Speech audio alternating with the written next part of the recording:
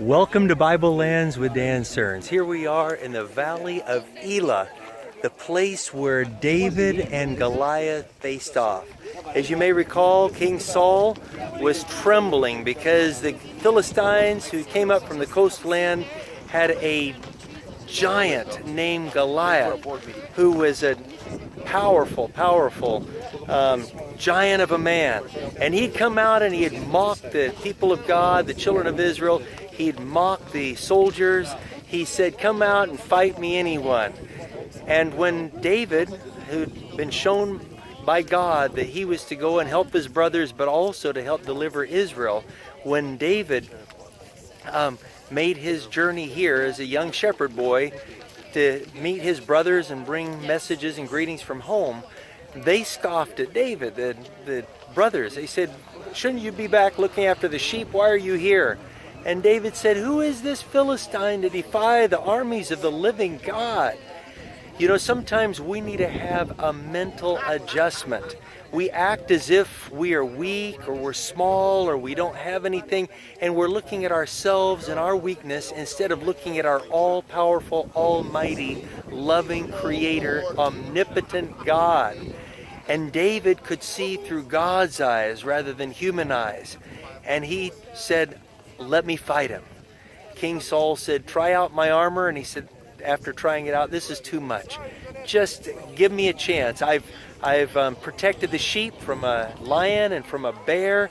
Now let me go." And so he came out here to this river bed. He picked up 5 smooth stones. He put one in the sling.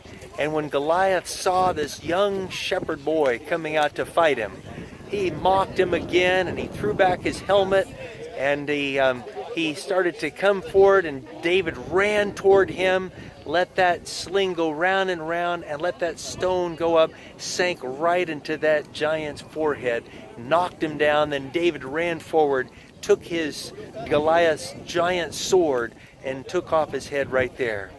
You know, when we face giants in our lives, when we face the giant of broken down relationships, when we face the giant of financial difficulty, when we face the giant of not knowing how to deal with our children or with our parents, when we face the giant of a difficult work situation or a school situation, that's when we need to remember that we serve a living, all-powerful God.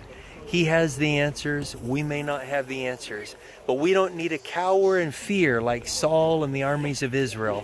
We need to remember that we serve the living God, and He will give us courage to face anything.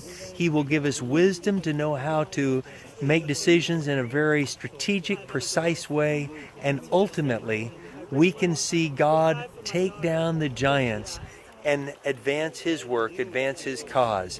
And God gets the glory, not us, when that happens. We can have that courage because we serve a living God.